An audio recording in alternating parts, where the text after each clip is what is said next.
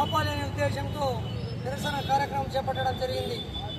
ముఖ్యంగా ఈ రాష్ట్రంలో ఉన్నటువంటి దళితులైతేమి, హరిజనులు, గిరిజనులు, బడుగు బలహీన వర్గాల వారికి ప్రైవేటు విద్యను అభ్యసించకపోవడం వలన చాలా ఇబ్బంది పట్టడం జరిగింది.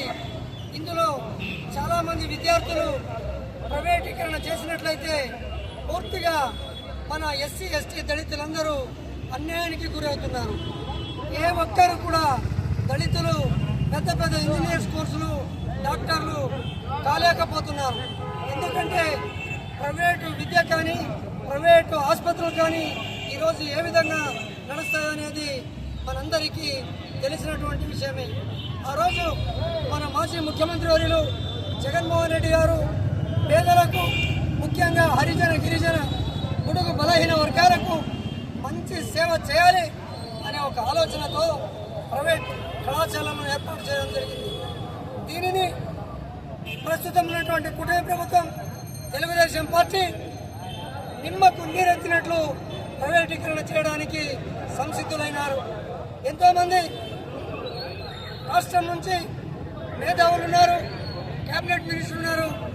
దళితులకు ఏ విధమైనటువంటి అన్యాయం జరుగుతుంది అనేదాన్ని పూర్తిగా మీరందరూ చూస్తూ ఉన్నారు.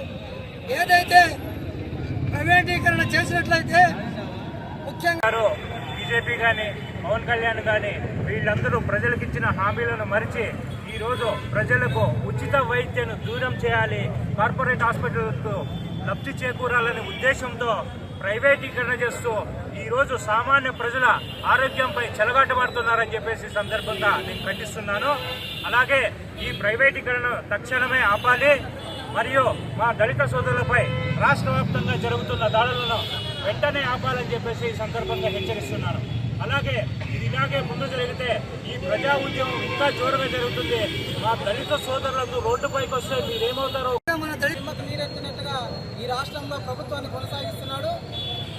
అంతేకాకుండా అనేకమైనటువంటి మైనర్ బాలికలపై ఉమ్మడి జిల్లాలో అత్యాచారాలు జరిగితే కనీసం ఆ కుటుంబాలకు కూడా ఎటువంటి భరోసా కల్పించినటువంటి గుడ్డి ప్రభుత్వం ఇది అని మేము తెలియజేస్తున్నాం.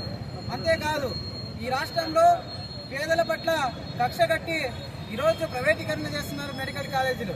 మేము దీన్ని పూర్తిగా ఖండిస్తున్నాం.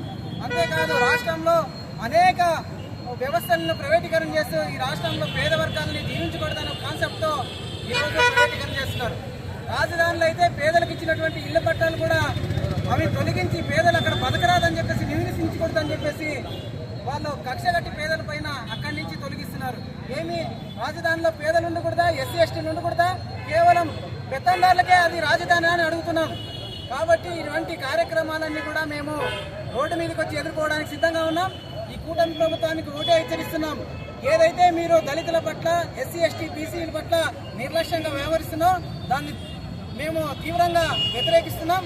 భవిష్యత్తులో ఇలాగే కొనసాగితే మేము అన్ని కూటమి సంఘాలన్నీ, బీసీ ఎస్టీ మైనార్టీలందరూ కూడా ఏకమై మీ ప్రభుత్వాన్ని గద్దెదించేంత వరకు పోరాడతామని చెప్పేసి తెలియజేస్తున్నాం.